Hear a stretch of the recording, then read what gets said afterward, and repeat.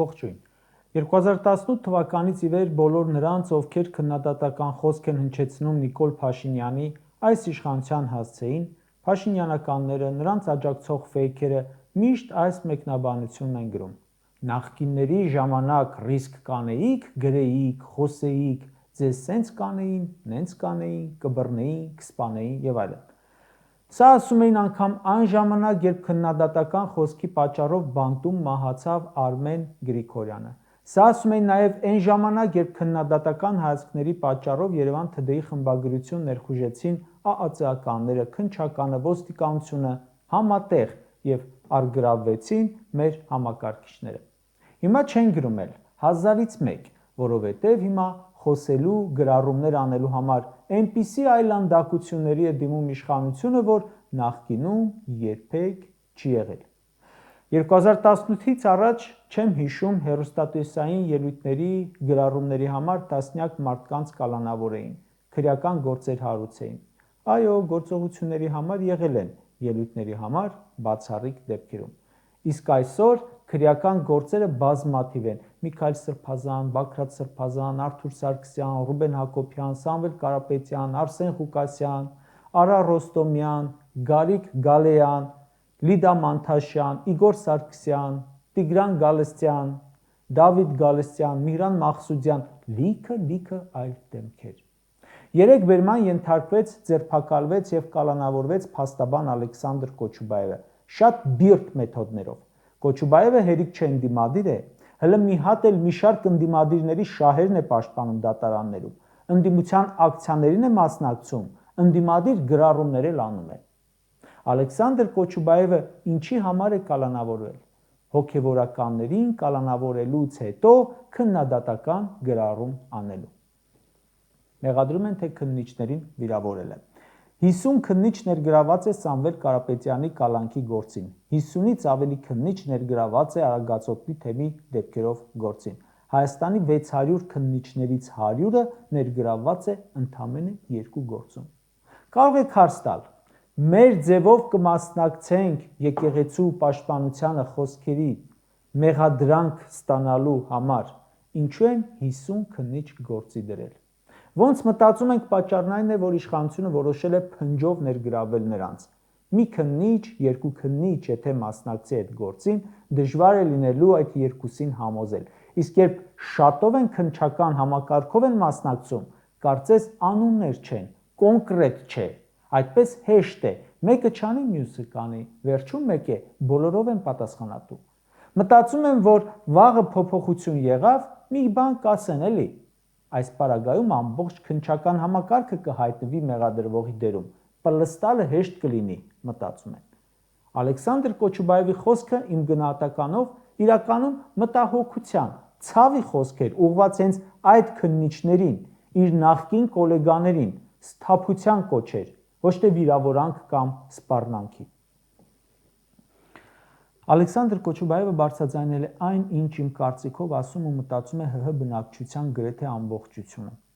Աշխարհասփյուր հայերը, սրբազաններին կալանքի տարած դատախազների, քննիչների, դատավորների մասին հայ ժողովուրդը իսկ ինչ պետք է մտածի։ Ասենք փաստաբանին կալանավորեցիք, դրանից իրականությունը չի փոխվում, չէ՞։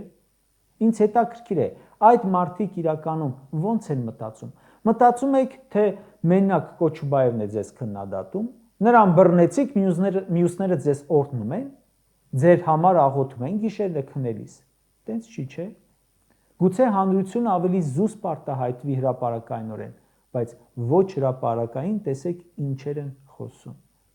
Նա, ով կալանավորել է Սրբազանին, կլինի այն ԱԱԾ-ականը, որ մտել է Արագածոտնի թեմ, կամ Մայրաթոր, կամ Շիրակի թեմ, կլինի այն ոստիկանը, որ ձեռնաշղթա է հագցրել, կլինի այն ոստիկանը, ում մեքենայով տեղափոխել են, կլինի այն քննիչը, որ հարցաքննել է, այն դատախազը, որ ներկայացրել է որպես մեղադրանքի պաշտպան, ու այն դատավորը, որ կալանք է տվել, ու այն մարդիկ, որոնցից ամեն մեկը իր ենթակային հրահանգել է, այդ բոլորը պետք է պատրաստ լինեն լսելու իրենց հասցեին համապատասխան արտահայտություն, քննադատություն, ու դա նորմալ է։ Ժողովուրդ ասում է՝ մի նեղացեք, որ ձեզ քննադատում են, քննիչներ, դատախազներ, դատավորներ, լսեք, գլուխներդ կախ կամ չլսելու տվեք։ Դա մեկ է, ձեզ չի ներվելու։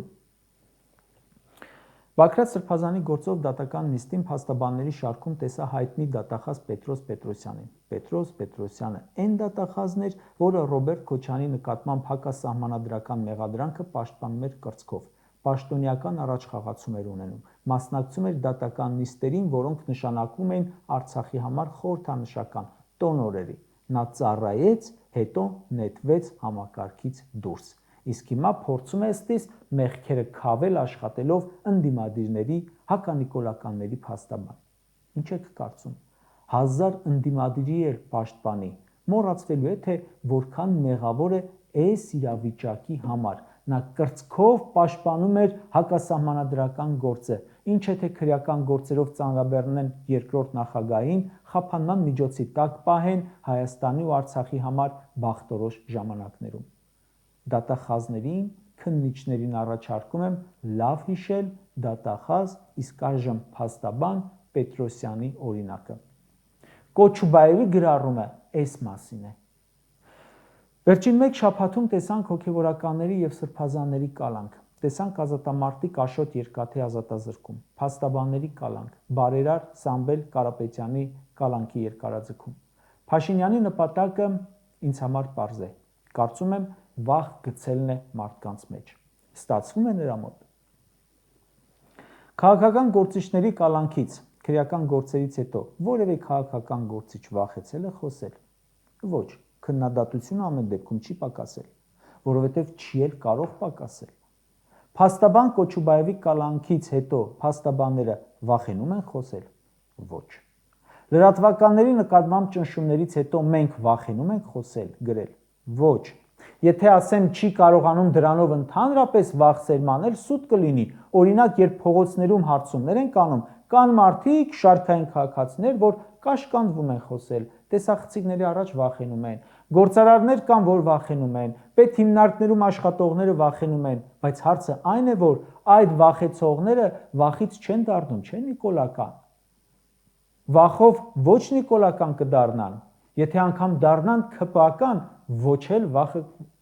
վախով կընտրեն իշխանությանը, ավելին անհամբեր կսպասեն ընտրություններին։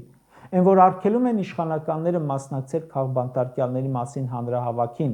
դրանից մասնակիցների թիվը գուցե փոքրանա, բայց ընդդիմադիր տրամադրությունների երկրում չեն պակասի, չէ՞։ Կարճ ասած։ 2018 թվականի հունիսին խորհրդարանի ամբիոնից Նիկոլն ասում է. ինչպես կարող է մարդը երջանիկ լինել մի հանրությունում, երբ փողոց դուրս գալիս, առաջին բանը, որ տեսնում է, ուրիշների ագրեսիվ դժբախտ դեմքերն են։ Մեր հեղափոխությունից հետո, ասում է, մարդկանց դեմքին ժպիտ է հայտնվել եւ ասում է, ինձ համար ամենակարևոր արժեքը մարդկանց ժպիտն է, մեր կառավարության գործունեության արդյունքում մարդիկ այդ ժպիտից չեն զրկվելու։ Նիկոլն է ասում 18 թվին։